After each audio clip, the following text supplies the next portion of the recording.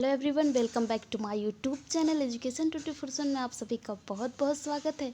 तो दोस्तों, आज हम आप सभी के लिए साइंस के क्वेश्चन लेकर के आए हैं जो कि आपकी परीक्षा के लिए बहुत ही लाभकारी और बहुत ही महत्वपूर्ण होने वाला है।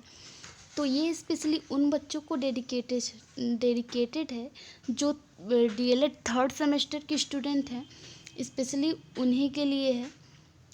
तो चलिए चलते हैं अपने पहले क्वेश्चन की ओर। आज का हमारा पहला क्वेश्चन है कि दाढ़ी बनाने में जिस दर्पण का प्रयोग होता है वह दर्पण क्या कहलाता है।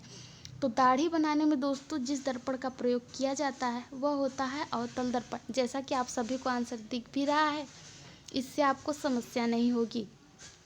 तो दाढ़ी बनाने में जिस दर्पण का प्रयोग होता है तो वह अवतल दर्पण कहलाता है, बाकी सब रॉन्ग है। नेक्स्ट है हमारा कि किस दर्पण में प्रतिबिंब सदैव आभासी, सीधा तथा वस्तु से छोटा बनता है।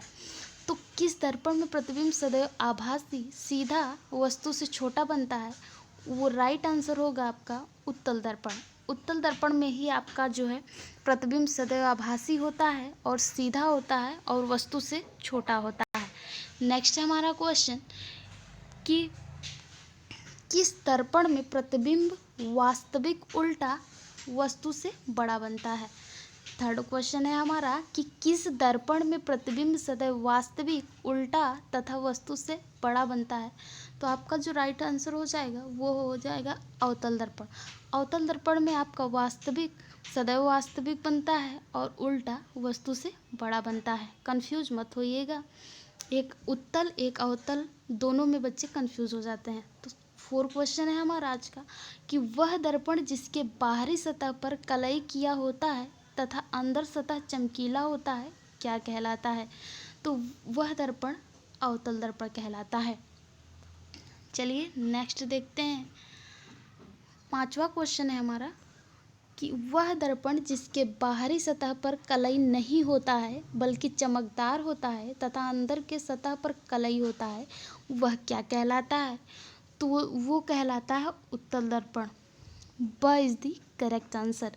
छठा क्वेश्चन है आपका कि वह दर्पण जिसके अंदर के सतह पर परावर्तन की घटना होती है क्या कहलाता है। तो अवतल दर्पण कहलाता है।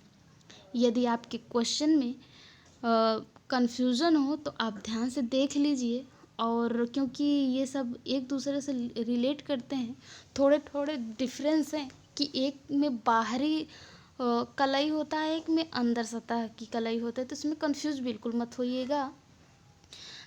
छठा क्वेश्चन कह रहा है हमारा कि वह दर्पण जिसके अंदर के सतह पर परावर्तन की घटना होती है क्या कहलाता है। तो वह अवतल दर्पण कहलाता है।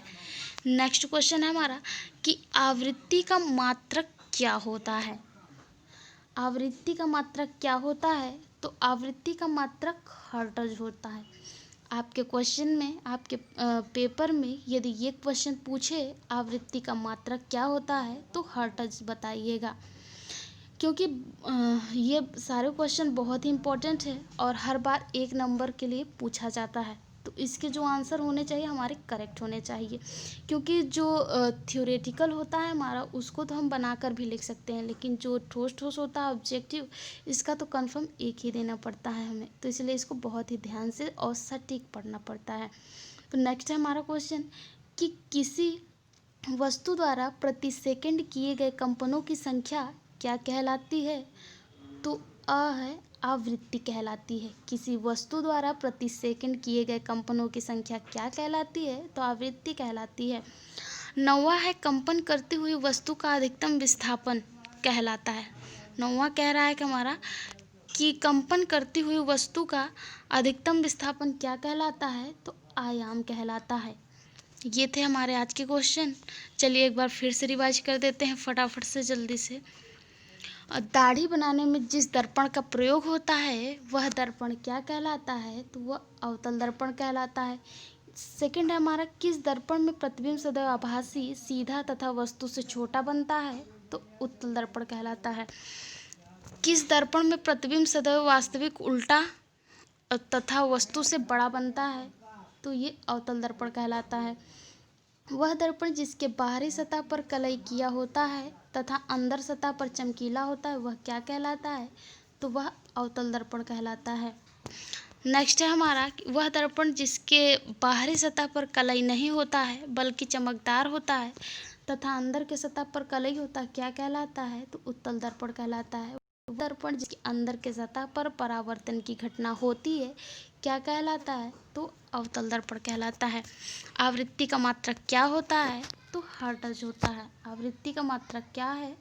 तो हर्ट्ज है। किसी वस्तु द्वारा प्रति सेकंड किए गए कंपनों की संख्या क्या कहलाती है? आवृत्ति कहलाती है। नेक्स्ट एंड लास्ट है हमारा, कंपन करती हुई वस्तु का अधिकतम विस्थापन क्या कहलाता है? तो आयाम कहलाता है।